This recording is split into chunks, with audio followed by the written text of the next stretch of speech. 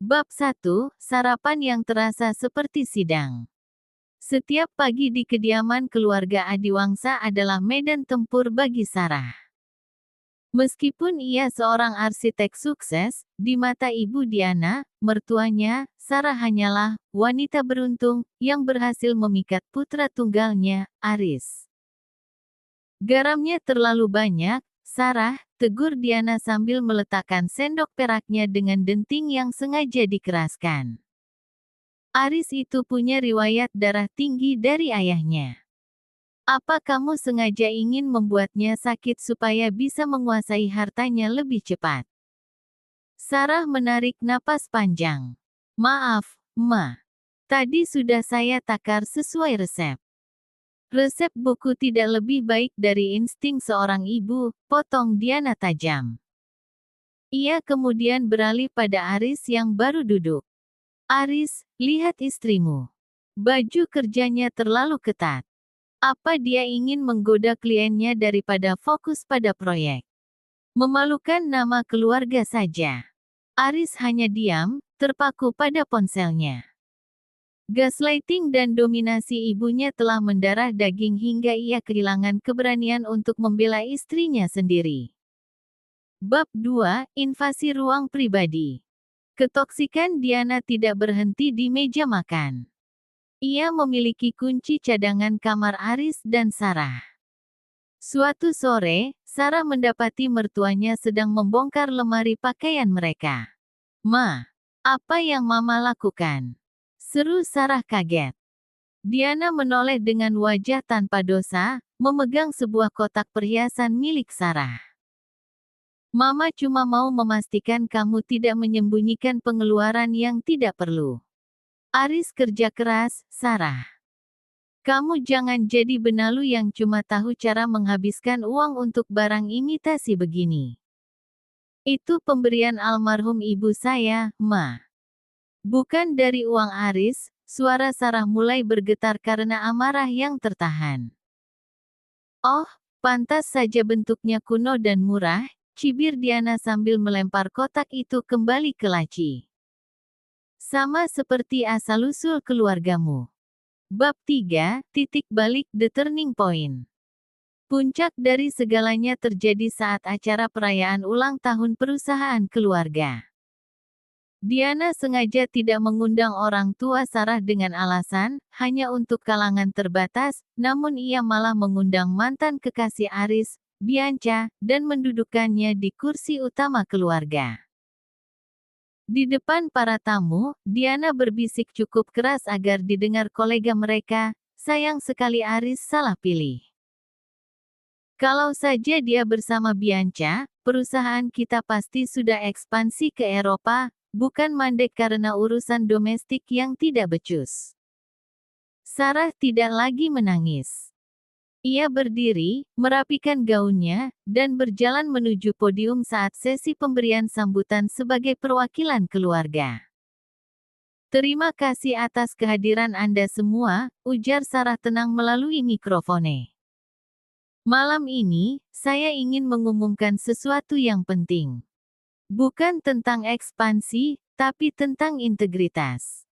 Sarah menatap Diana yang mulai terlihat gelisah.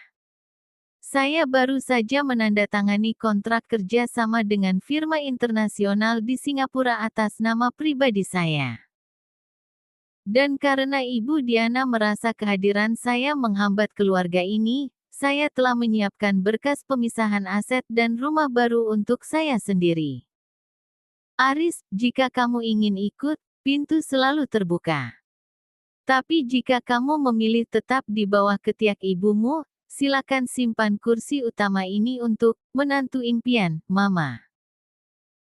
Suasana aula hotel bintang 5 itu mendadak mencekam. Suara denting garpu dan bisik-bisik kolega bisnis terhenti seketika. Diana Adiwangsa mematung, wajahnya yang tadinya penuh kemenangan kini memucat, berganti warna menjadi merah padam karena malu yang luar biasa. Bab 4, Pilihan di Persimpangan Jalan. Aris terpaku di kursinya. Ponsel yang biasanya menjadi pelariannya kini tergeletak di meja. Ia menatap Sarah di atas podium, istrinya terlihat begitu bercahaya, namun sekaligus sangat jauh. Keberanian Sarah malam itu adalah tamparan keras bagi eksistensi Aris yang selama ini mati di tangan ibunya. Sarah, turun kamu. Jangan buat lelucon murahan di sini. Desis Diana, mencoba menghampiri podium dengan langkah tergesa, bermaksud merebut mikrofone. Namun, Sarah hanya tersenyum tipis. Ia melangkah mundur sebelum Diana sampai, lalu menatap Aris dengan mata berkaca-kaca namun tegas. Keputusanku sudah bulat, Ma. Mobil jemputan saya sudah di depan. Kunci rumah ini, silakan Mama simpan kembali. Saya tidak butuh atap yang dibangun dari fondasi penghinaan. Sarah berjalan turun, melewati Bianca yang hanya bisa menunduk malu, dan melewati kolega bisnis yang menatapnya dengan rasa hormat yang baru. Aris panggil Sarah pelan saat melintasi meja suaminya. Ini kesempatan terakhirmu untuk menjadi seorang pria, bukan sekadar anak mama. Bab 5, Runtuhnya Dominasi Diana. Sarah melangkah keluar menuju pintu lobi. Di belakangnya, terdengar suara kursi yang terdorong kasar. Aris, kamu mau kemana? Jangan berani-berani melangkah keluar atau mama coret kamu dari ahli waris. Teriak Diana histeris, tidak lagi peduli pada citra sosialitanya. Aris berhenti. Ia menoleh pada ibunya, lalu pada kerumunan orang yang menatapnya iba. Untuk pertama kalinya dalam 30 tahun hidupnya, Aris melihat ibunya bukan sebagai pelindung, melainkan sebagai penjara. Hapus saja namaku, Ma, ucap Aris dengan suara rendah namun stabil. Mama terlalu sibuk menjaga harta sampai lupa kalau Mama sudah kehilangan satu-satunya anak yang Mama punya.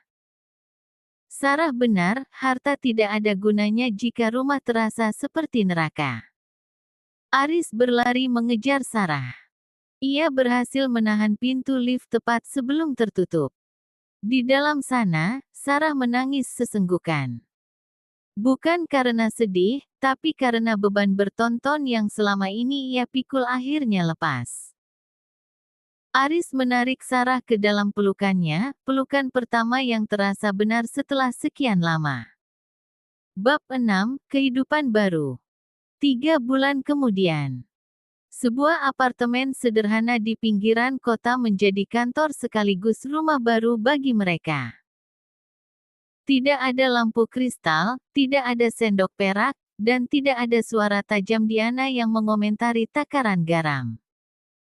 Sarah sedang fokus di depan meja gambar besarnya, mengerjakan proyek firma Singapura yang ia menangkan. Aris, yang kini bekerja sebagai konsultan independen, masuk membawa 2 cangkir kopi. Garamnya tidak ada, tapi kopinya pahit, ya. Canda Aris, mencoba mencairkan suasana. Sarah tertawa kecil. Pahitnya kopi jauh lebih manis daripada hidup penuh pura-pura, Riz. Di sisi lain kota, kediaman Adiwangsa yang mewah kini sunyi senyap. Diana duduk sendirian di meja makan panjangnya, menatap kursi kosong di hadapannya. Ia punya segalanya, harta, nama besar, dan pengaruh, tapi ia baru menyadari bahwa kemenangan yang ia